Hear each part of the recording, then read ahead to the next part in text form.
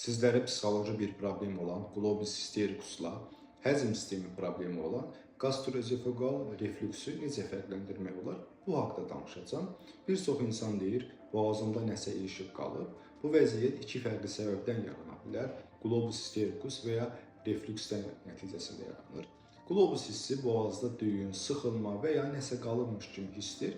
Əsas xüsusiyyəti də udma normaldır, yemək və su içərkən ciddi bir problem olmur. Daha çox stres, narahatlıq və emosional gərginlikdə güclənir, gecə yatanda və ya diqqət yayındıqda azalır, analizlər və endoskopiya normal olur.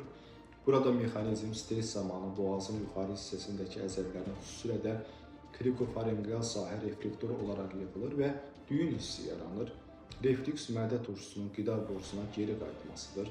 Əsas əlamətləri sinədə yanma, ağızda turşusu gəlməsi, uzandıqda şikayətlərin artması, səhərlər boğazda yanma və səs batması, xroniki öskürək ola bilər. Burada problem psixoloji deyil, turşunun seyirli qişanın qıcıqlandırmasıdır.